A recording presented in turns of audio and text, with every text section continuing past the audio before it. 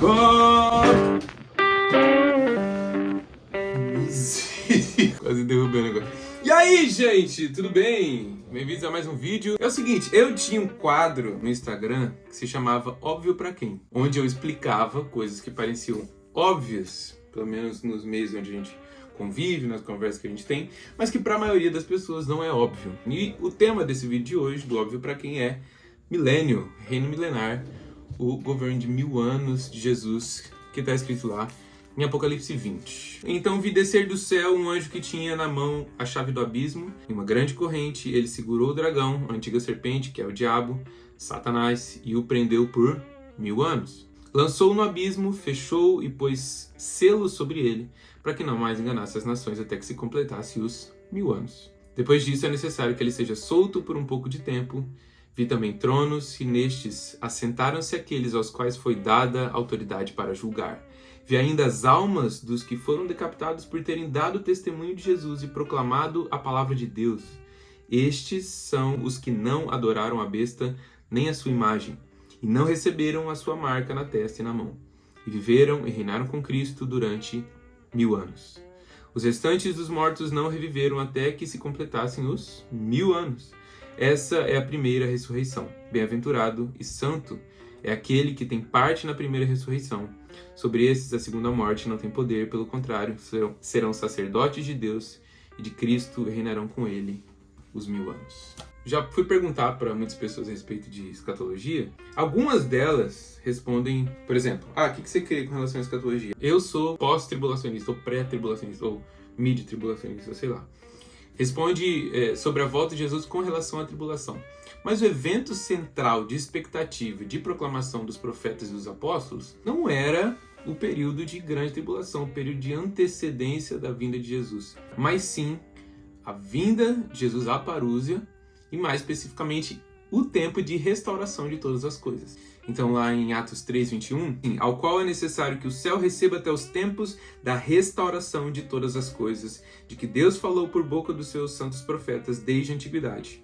Então, Pedro está pregando aqui, isso é muito da tônica da proclamação apostólica. O tempo da restauração de todas as coisas. O tempo da ressurreição dos mortos. O tempo da restauração de Israel como nação e da restauração da criação ao padrão original que Deus criou. Só para estabelecer um parâmetro desse vídeo, eu não vou falar de todas as linhas escatológicas. Eu tô aqui para trocar uma ideia com vocês, não tem roteiro, não tem nada nesse vídeo, sobre o que eu creio a respeito do milênio. Eu sou um pré-milenista histórico. E dentro do pré-milenismo em si, existem várias subdivisões, assim, tipo, também não quero entrar nesse mérito com vocês, mas eu sou um pré-milenista histórico. Dentro do meio mais carismático, a gente tem uma nomenclatura, né, de pré-milenismo histórico / apostólico, tentando fugir um pouco do pessimismo ali do pré-milenismo histórico tradicional. Por que ele chama pré-milenismo? E por que o ponto central da escatologia não é a nomenclatura com relação à volta de Jesus em relação à tribulação, mas sim a volta de Jesus em relação ao milênio? Porque esse é o evento central, Jesus vindo colocar todas as coisas no seu devido lugar. Então, por que se chama pré-milenismo? Pré quer dizer antes, milenismo está se referindo ao milênio. Antes do milênio. Antes do milênio o quê? Eu creio que Jesus volta antes do milênio e é ele que começa esse período de governo de 1000 anos, como Apocalipse 20 falou 6 vezes só no trecho que a gente leu, de 1000 anos, literalmente 1000 anos, literalmente sobre a terra, restaurando a criação ao padrão original de Deus. Existem outras linhas escatológicas que não creem no milênio literal ou que creem que Jesus ele volta depois do milênio, e eu não vou explicar nem milenismo nem pós-milenismo aqui, eu vou me ater ao que eu creio. Qual que é a característica dentro disso que eu creio, para onde a Escritura aponta com relação ao milênio? Geralmente a gente acha que Jesus volta, ele aperta um botão e pum! Todas as coisas são restauradas. Jesus bate uma varinha de condão do Cosmo e da Wanda.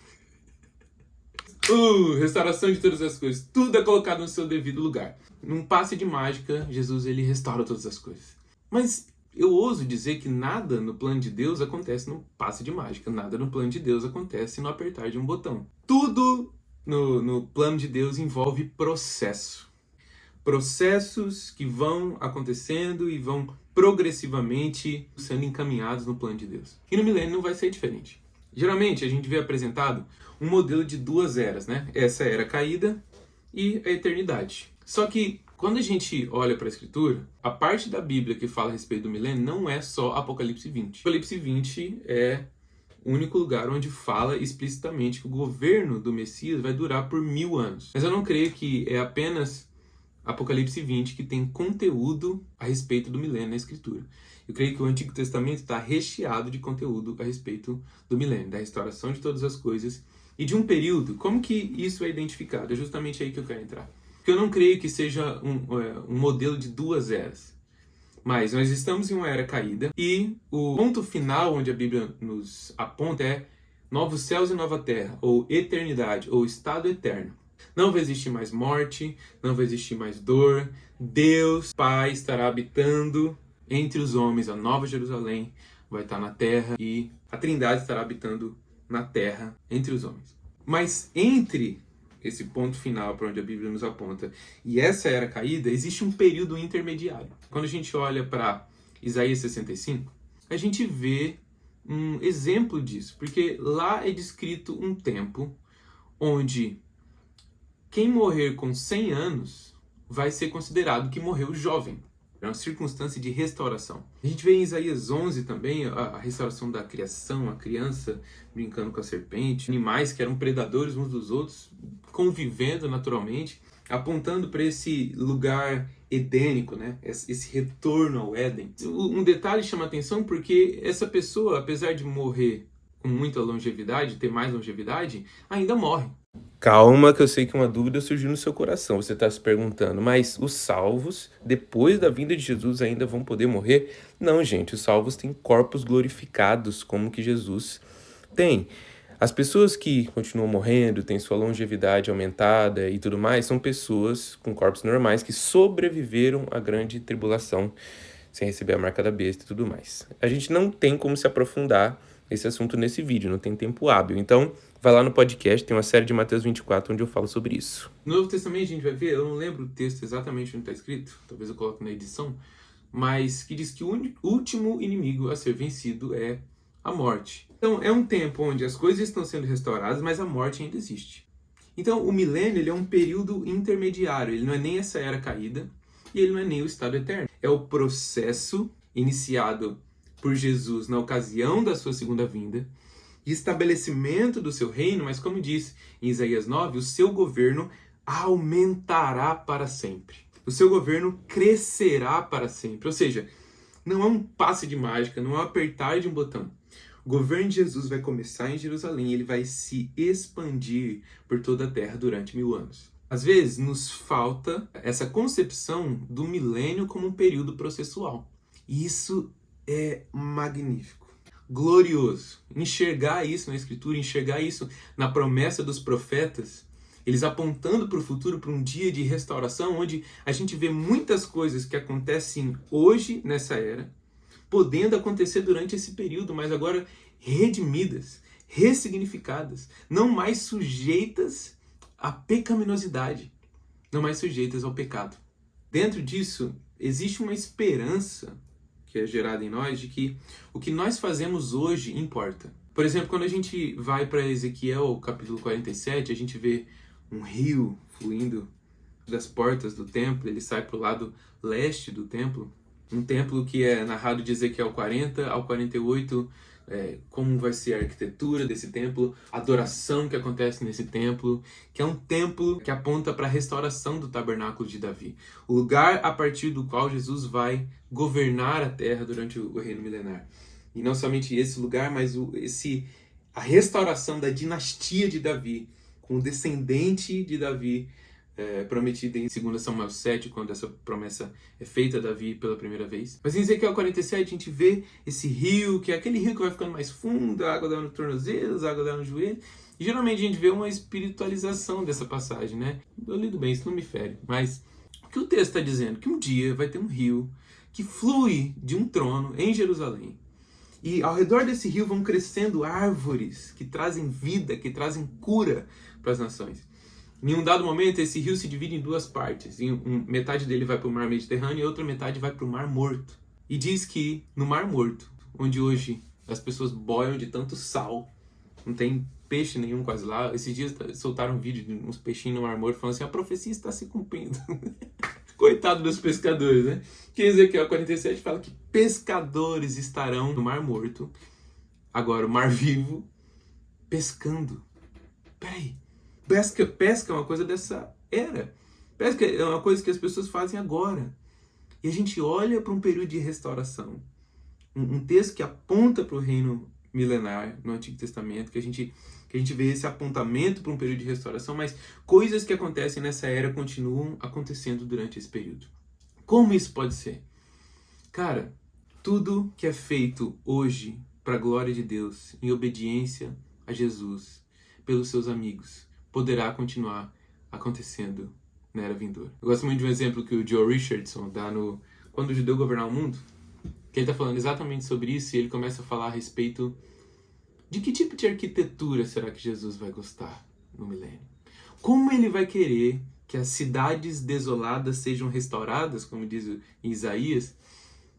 Como que isso vai acontecer? E nós, governando com Cristo por 1000 anos sobre regiões, sobre cidades, como ele vai gostar que essas cidades sejam restauradas? Será que ele vai gostar de uma arquitetura estilo gótico? Ou será que ele vai gostar de casa tipo de alvenaria? Ou estilo de arte nouveau? Ou quem serão esses arquitetos? São pessoas que hoje são arquitetos para a glória de Deus. Nem todo mundo, gente, foi chamado para ser pastor. A gente acha que só essas coisas podem ser feitas mesmo para a glória de Deus, né? Cara, pessoas têm diversas profissões e podem ser tão amigos de Deus e fazer isso tanto para a glória de Deus quanto um pregador, quanto um pastor exerce o seu ofício para a glória de Deus. É aí que a gente tem uma ressignificação do que a gente faz hoje à luz do reino vindouro. O que eu faço hoje importa. O que nós fazemos hoje é claro na Escritura que gera uma recompensa para a era vindoura. Gera uma recompensa para quando Jesus estiver governando todas as coisas, restaurando e implementando justiça perfeita. Até as coisas que a gente acha que não são espirituais. As coisas que a gente tolera e tipo assim, tem que fazer porque tem que ganhar o salário no final do mês. Mas se eu fizer isso em obediência a Jesus e para a glória de Deus, eu vou poder fazer isso junto com Jesus. Jesus se importa com essas coisas. Então, no milênio, nesse período intermediário, imagina quantas coisas podem continuar acontecendo. A gente sendo tirado desse modelo de aperta um botão e tudo é restaurado, a gente começa a pensar como vai ser o ensino durante o milênio, como vão ser os filmes durante o milênio, como vai ser a comunicação durante o milênio, como vai ser a engenharia civil, como vai ser a arquitetura, como nós vamos estar aprendendo a respeito dessas coisas com cérebros agora glorificados, sem estar sujeitos mais à lentidão, uma cognição limitada, agora não mais. Agora aprendendo de Jesus como a criação foi feita e entendendo. A gente poderia ficar horas aqui falando a respeito disso, mas eu gostaria só de trazer um gostinho disso, né? Não quero falar exaustivamente desse tema. Espero que isso tenha suscitado algo dentro de você. Tem muito mais coisa pra falar. Gente, invadindo esse vídeo aqui, o Ale do futuro invadindo o vídeo do Ale do passado, porque o Ale do passado tava muito cansado, esqueceu de falar umas coisas. É o seguinte, no final desse mês de março nós teremos uma imersão de escatologia e espiritualidade, como a parúzia, a vinda de Jesus, é o combustível para o cultivo da vida interior. E como essa fé orientada para o futuro nos ensina como habitar no presente de forma fiel, a perseverar com Jesus até que Ele venha. Então, fica ligado lá no meu Instagram, em breve a gente vai soltar mais informações. Agora, final de março, temos imersão de escatologia e espiritualidade. Falou, até o próximo vídeo.